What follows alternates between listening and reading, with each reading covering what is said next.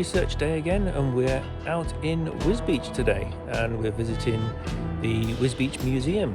And I am joined with Emma Cracknell, who's part of the team and has decided to be in the front of the camera for a change instead of behind it.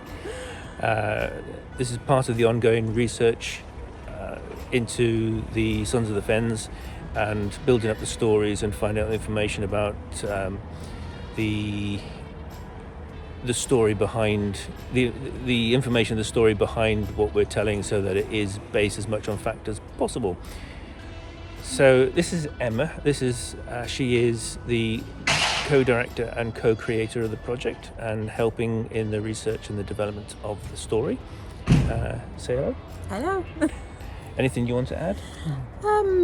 No, it's been interesting so far. We've done quite a lot of research projects so far, but here we are at Wisbech today, going into the museum. We heard there was quite a lot of information in here from the 16th and 17th century, which is what we've picked up on today. I think that one of our main takes from today was the map that we saw as we went in, actually. Yeah. We've got a map from 54 or something like that, and we realised that one of the areas we're focusing on, there was a forested area, which we didn't know before. From the other maps it doesn't show that it was forested, so that's given us something else to think about. There's a whole different kind of habitation around us. It's not all fens and marshes and bogland.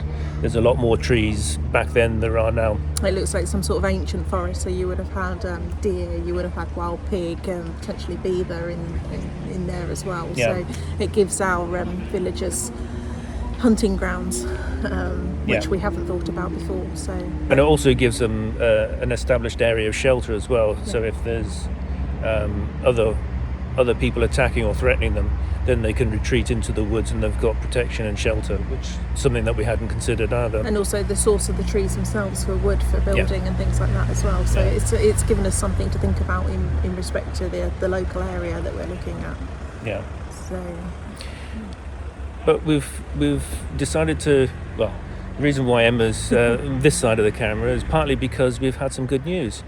And this week we've just been told by Chatteris Town Council that they have approved our grant, and we are now grant funded for the first part, which is amazing. Which is brilliant news. Amazing. Really appreciate everything from the Chatteris Town Council and the support that they've given us.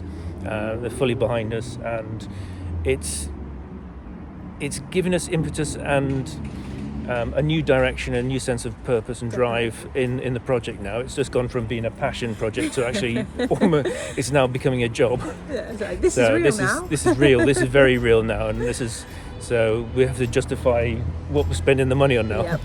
So thank you to them, and most definitely. We hope that you enjoy everything that we put forward now over the next at least 2 years. I think we've got our next meeting, haven't we? So our next museum that we're visiting is the Cromwell Museum.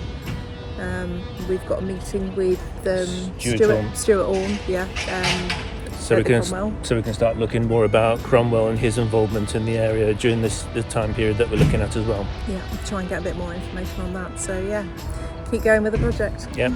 So that's it for today, and join us next time in Huntingdon. Huntingdon. Yeah. Bye. Bye.